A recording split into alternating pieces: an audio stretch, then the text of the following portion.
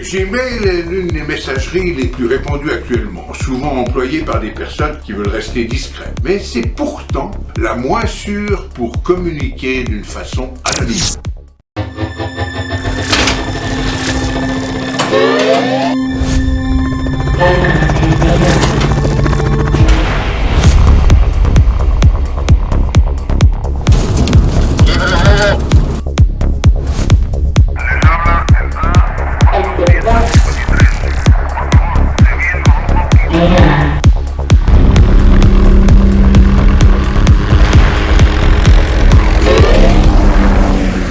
Pourquoi vouloir créer une adresse mail anonyme? Pourquoi envoyer un mail de façon anonyme? Pourquoi le sécuriser, le chiffrer? Quel est le but pour un détective privé de se faire passer pour invisible sur le net ou cacher son identité? Tiens, se faire passer pour quelqu'un d'autre. Un plombier, un médecin, un chef d'entreprise, un avocat. Ouais, mais est-ce autorisé? J'y reviendrai.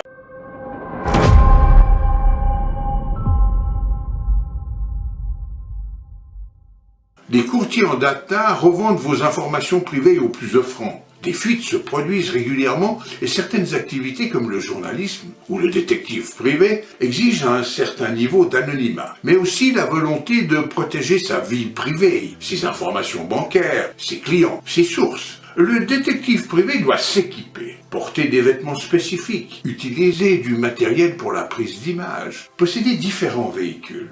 Je te l'explique dans d'autres vidéos. Le mail anonyme est sécurisé, fait partie de cette panoplie de base. Avant d'aller sur le terrain, tu vas devoir créer un email secret ou chiffré. Créer un email anonyme, oui, mais la question qu'il faut se poser est le niveau de confidentialité requis. Ce mail anonyme, à quoi va-t-il te servir? Ne pas éveiller la méfiance d'une cible? Chatter sur les réseaux sociaux? Te faire passer pour un éventuel prétendant afin d'en apprendre plus sur une cible? Provoquer un déplacement ou une réaction de ta cible dont tu ne connais pas l'adresse? Échanger des données avec un client sur une affaire sensible? Le détective privé peut se faire passer pour un amant, un plombier, un touriste. Dans ces cas, la confidentialité et le secret sont moindres. La police a ses entrées officielles sur ses fournisseurs d'accès. Elle peut savoir par ton IP que tu es détective privé. Et alors, tu te justifies par ton mandat. Le lanceur d'alerte, il doit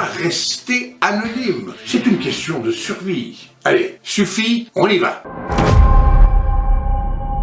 Je cherche une cible et je n'ai que son mail. Je veux lui envoyer un message pensé, réfléchi, nourri d'une légende. Mais je ne veux pas apparaître en tant que Thomas Dufour, car tout le monde sait que je suis détective privé. Si tu ne le sais pas encore, tu tapes mon nom sur Internet. Je veux éviter d'alarmer ma cible et je lui écris en tant que Hubert Berthier. Cela me permettra de connaître au cours des échanges sa ville, son adresse ou son numéro de téléphone. Parfois, il faudra même se présenter physiquement. Et alors, le premier niveau de confidentialité concerne la personne qui veut juste créer un faux compte jetable qui ne va servir qu'une fois ou deux. Le deuxième niveau concerne celui qui veut rester protégé par des messages secrets codés de bout en bout que l'on ne peut pas intercepter. Ce cas de figure, c'est pour mes clients people, célébrités, politiques, des affaires sensibles. J'écris sous le nom de Tom Dufour, oui, je suis l'expéditeur, mais seul mon destinataire pourra en prendre connaissance.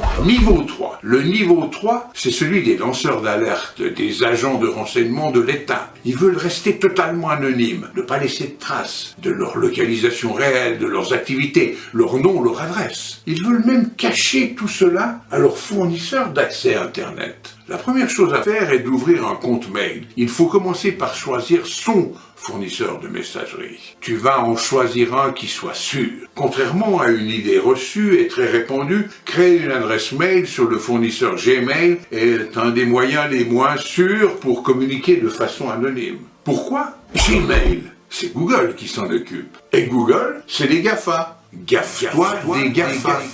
Tu commences à le savoir. Quand c'est gratuit, le produit c'est toi. Gmail, ce service de messagerie, à l'instar de beaucoup d'autres, va collecter tes données d'activité et finir par connaître ta véritable identité. Ton adresse IP, celle qui te relie à ton fournisseur d'accès, va les aider à te démasquer. Quand la police demande à qui appartient une adresse IP, elle reçoit tes coordonnées de la part de ton fournisseur d'accès. Nom, prénom, date de naissance, adresse, éventuellement le numéro de ta visa. Bref, ton profil complet, et ceci dans les moindres détails. Alors, quel fournisseur d'adresse choisir? Pour une somme abordable, je te recommande Hochmail, une société allemande dont l'avantage est de faire disparaître de l'entête de ton message ton adresse IP.